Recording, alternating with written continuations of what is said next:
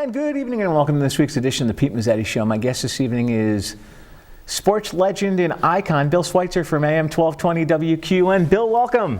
Thanks, Pete. How are you, my friend? Great to be here. Good to see you. Good to see you. Nice to finally meet you after all these years. You and I've been listening to you, and I know we have some mutual friends at the radio station, but I don't know if that and maybe a buck might buy us both a cup of coffee. I think that would probably be the case, and I think it might be more than a buck. Yeah, maybe.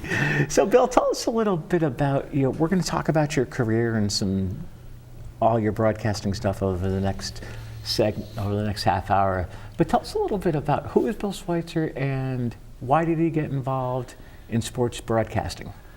Yeah, I kind of walked in through the back door, actually. Okay. I actually thought I was going to be a professional baseball player. I had some interest. I had right out of high school, had a tryout with the Cleveland Indians.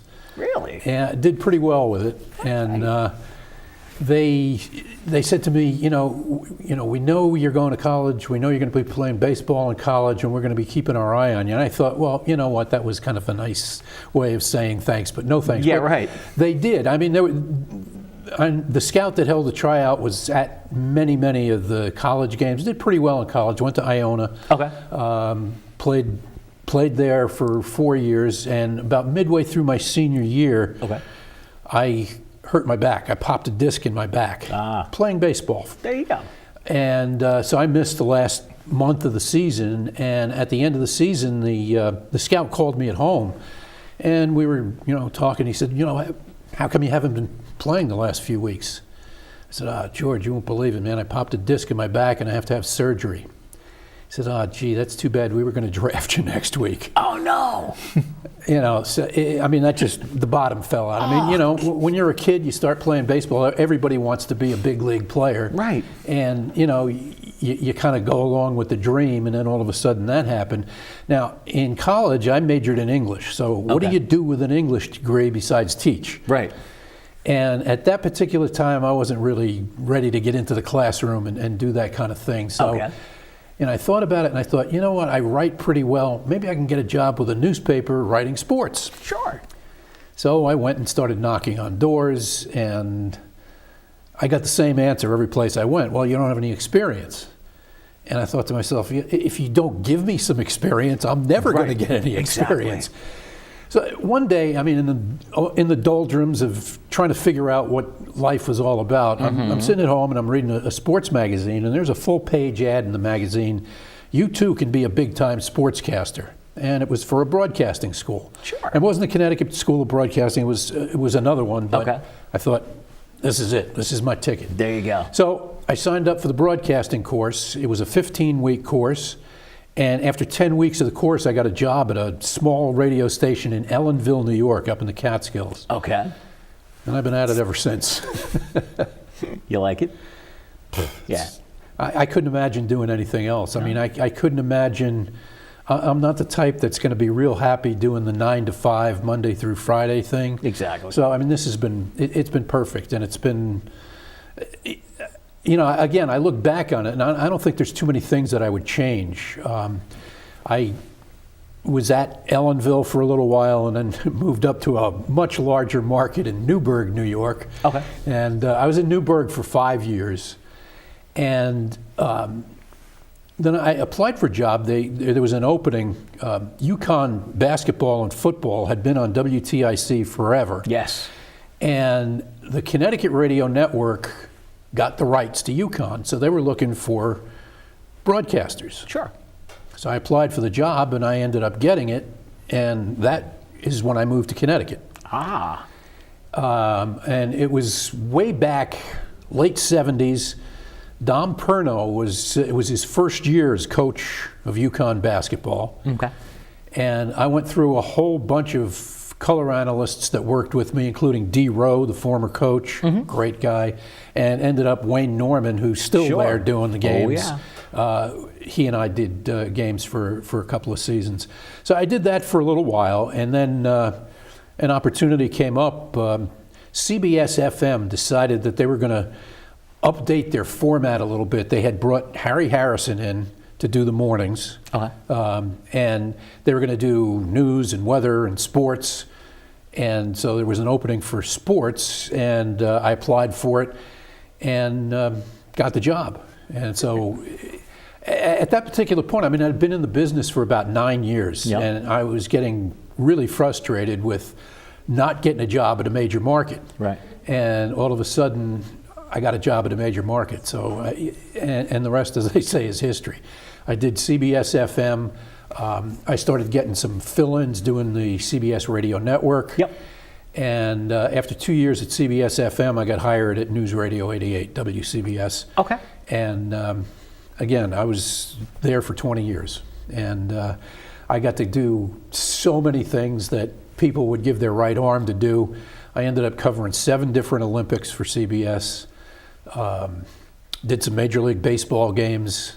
Did a couple of NFL games on the radio. Wow. And it was just a fabulous career. Yeah, exactly. And I was actually doing research for tonight, and you actually worked at Channel News, WTNH as well. I did. At the time that I was at CBS FM, I was just part-time. I was just doing morning drive sports. So Right. I would, get up, drive into New York, do sports. By 9 o'clock, I was back on the road to Connecticut. So I kind of needed some stuff to fill in the rest of my day. Ended up working at Channel 8. And I did that for 2 years. Okay. Did weekends. Right.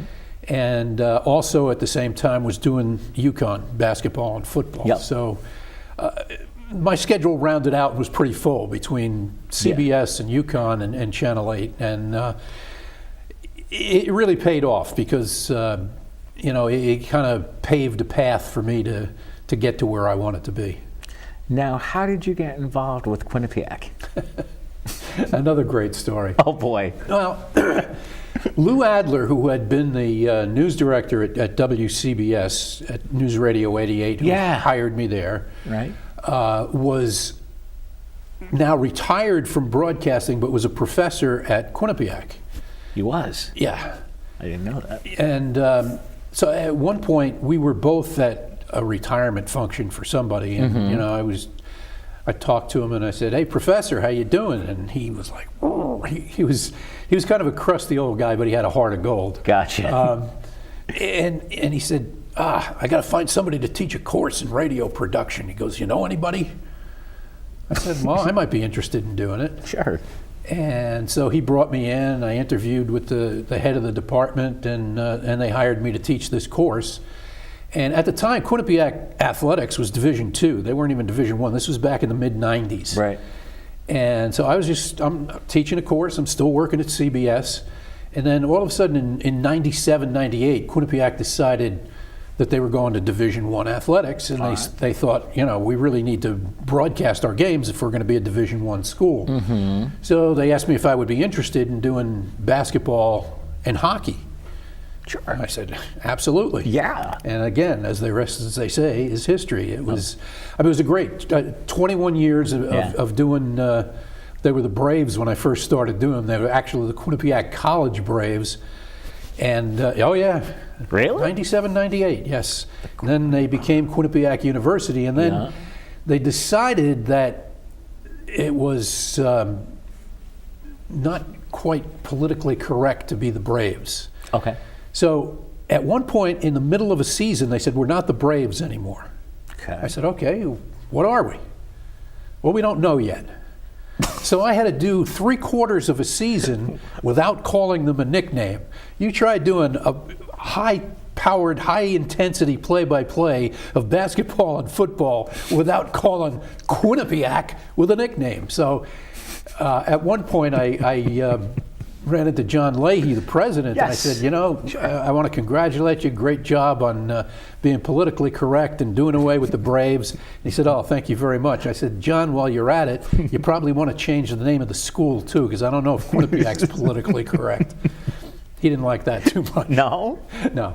But they became the Bobcats, and they really did some unbelievable things. I mean, people have asked me, did you ever expect Quinnipiac athletics to get to the spot that they are at now? And it was like, you could have never guessed it. I mean, you start out doing the games, you're at the Burt Kahn Court on campus, which is a glorified high school gym. Okay. And Is it still there? oh yeah, Oh. oh yeah. All right. Hockey was played at a municipal arena. Actually, the first year I did it, they were played at the East Haven rink. And then No. oh yeah.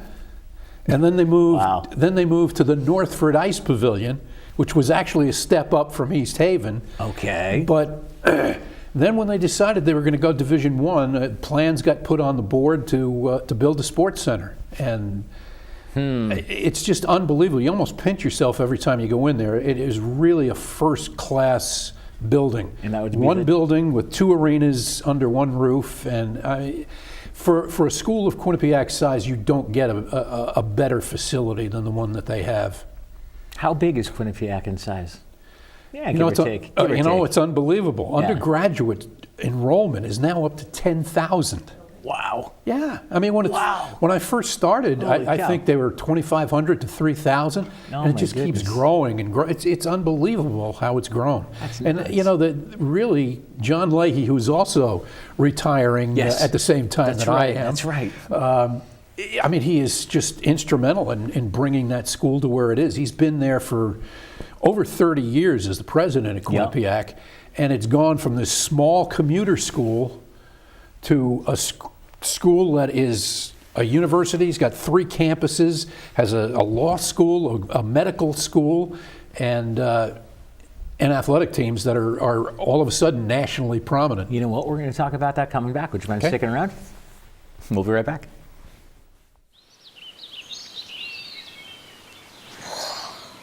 Oh, look, a redhead. Staring contest.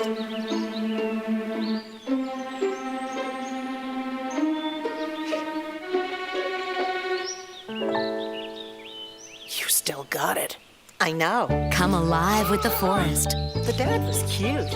They were looking right at us. Visit discovertheforest.org to find a forest near you.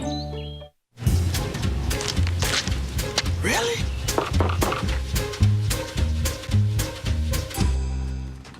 Buzz, what's up, man?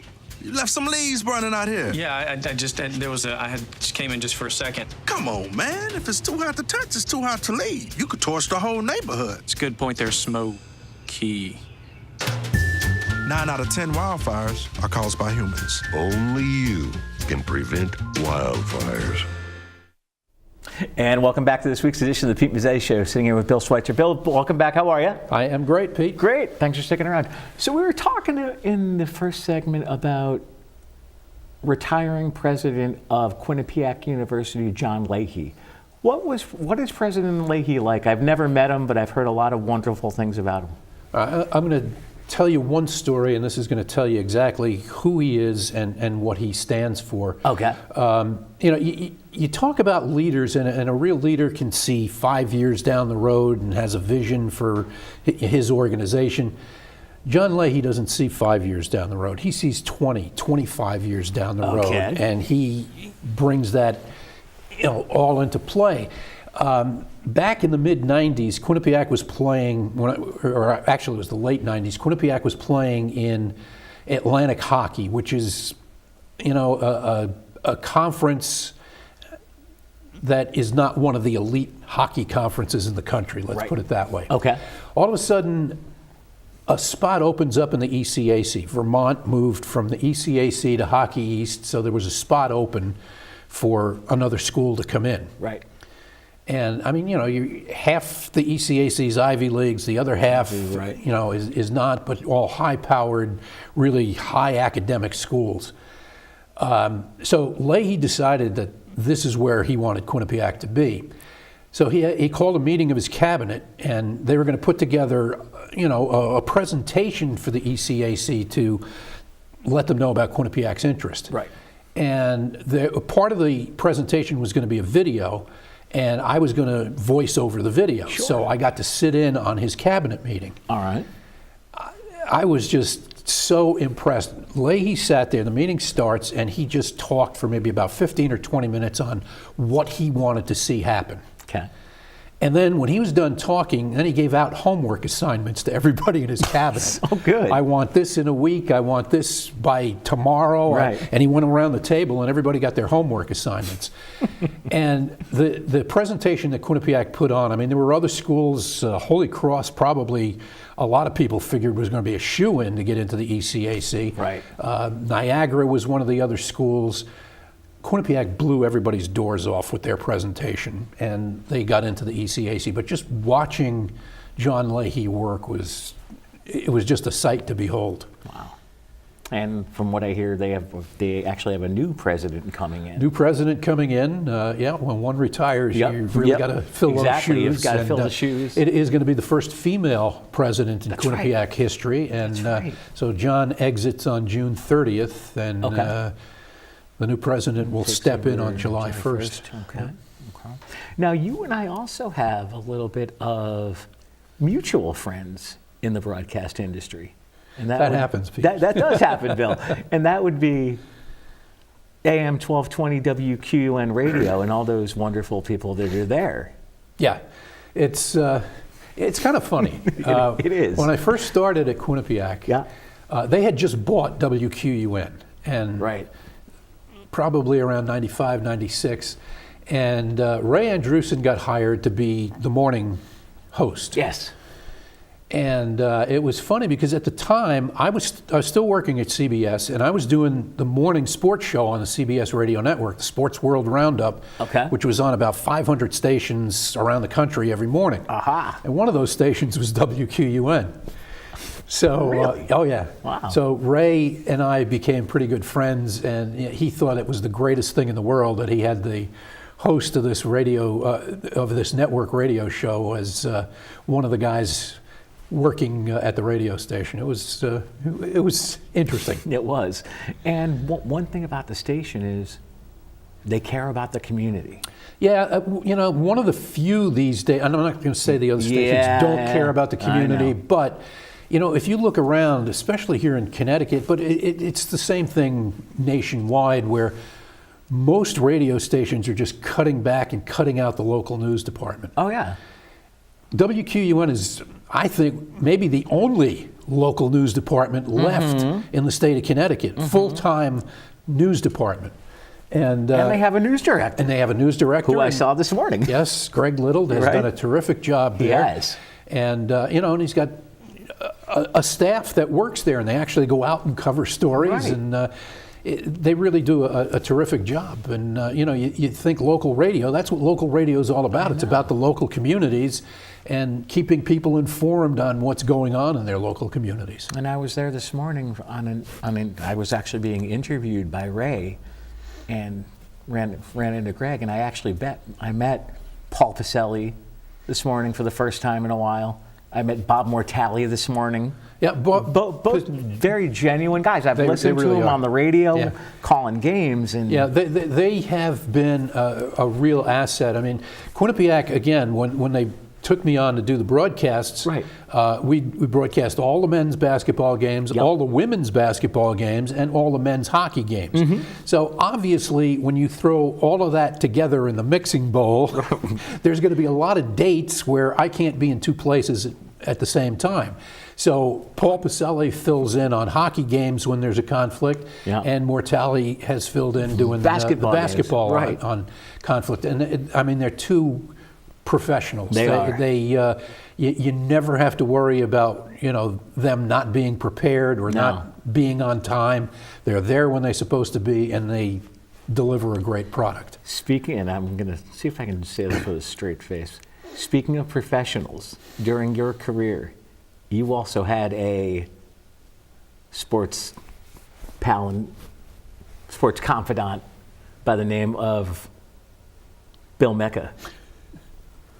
Yes.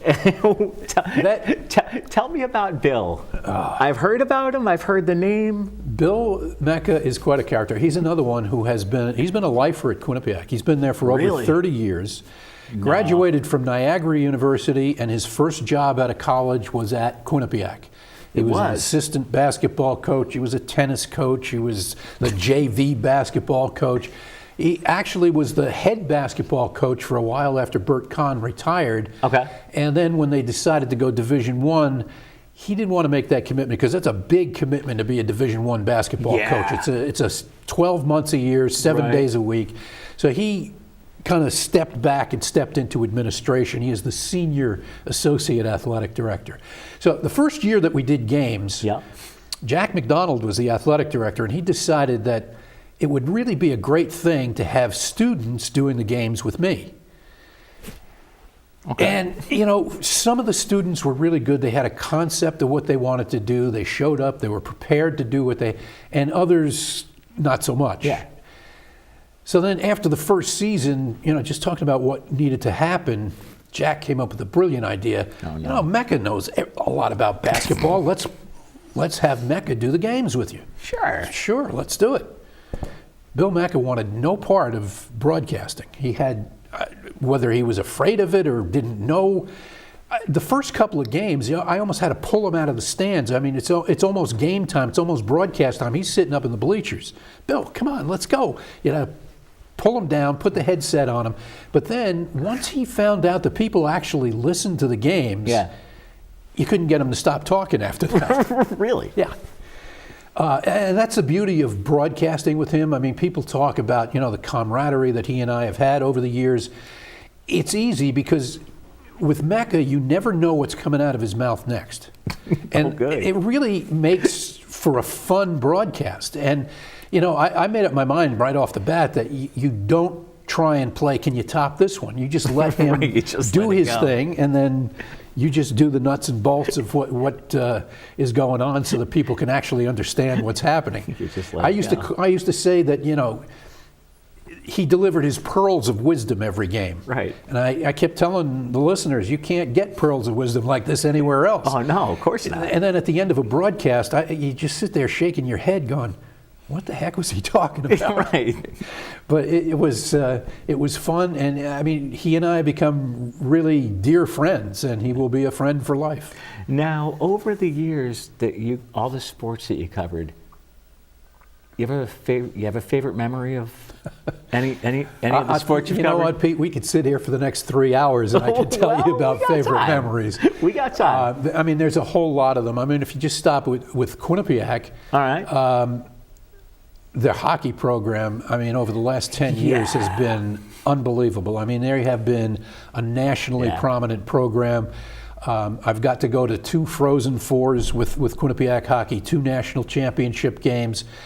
Didn't win either a national championship game, but I mean, there's not many teams that can say they've been there. Right, exactly. And it's just been a fun ride. As I say, it's been fun to be along on this ride with you guys. Yeah. Men's basketball, they've had their ups and their downs. They've had some good times, some bad times. I think they're really on the right road right now. They have a coach who just completed his first year, Baker Dunleavy. That's right. Yeah. And the Dunleavy name sounds familiar. His dad is Mike, who played in the NBA, coached in the NBA, and Dad is still coaching. He is the coach at Tulane now down in New Orleans. His brother, Mike Dunleavy, played for 10 years in the NBA and was a pretty good player there.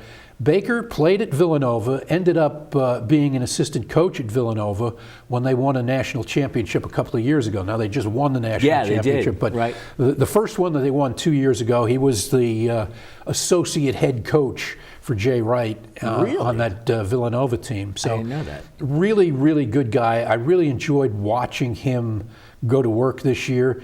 He's one of these coaches, and you don't see this very often anymore. He's not in players' faces. He's not yelling. No. He's not screaming. He's not, swearing at them. No. He'll stop practice and he will take the time to teach the players. This is what this should look like. This is what this should look like, and it really paid off. He really came in with nobody on the roster. I mean, all of the talented players that were on the roster transferred out after the former coach got fired, and so he really had very little in the way of talent, and they had a very representative season this year. It was fun to watch.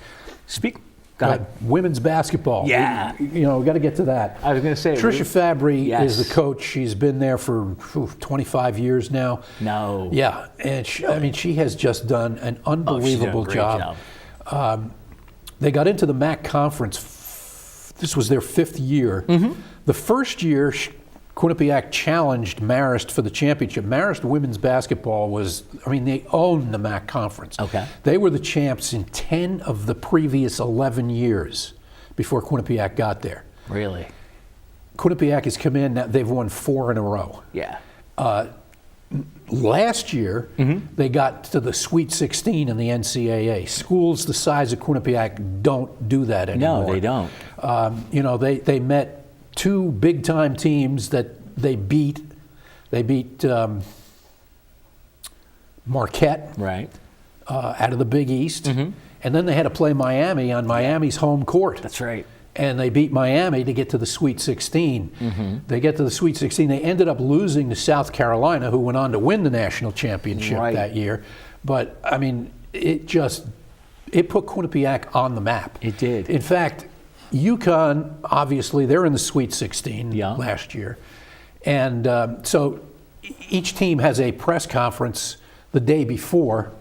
And UConn's press conference is on the East Coast, Quinnipiac's is on the West Coast. Gino Auriemma shows up at the UConn press conference. I'm going to make it real quick. I remember this. And no, he's got We're good. he's got his UConn sweat jacket on. Yeah. And he starts the press conference and opens up his jacket. He's and got a a Quinnipiac t-shirt on. That's right. underneath it. I remember that. And it's really put them on the map. They again were undefeated in the MAC conference this Right. year, won the conference championship. This year, they played Miami again in the first round, beat them, Yep. and then had to play UConn in the second round. I remember that. And I think they really played a pretty representative game against obviously a powerhouse basketball team. They did, and we actually have it with UConn, with what's going on with the University of Connecticut. Actually, you know what, Bill? We're out of time. Goodness, time flies when you're having It fun. does. Thanks, Thank you, my Pete. friend. We'll see you again soon. Okay. On behalf of Bill Schweitzer, I'm Pete Mezzetti. Thanks again, and we'll see you next time.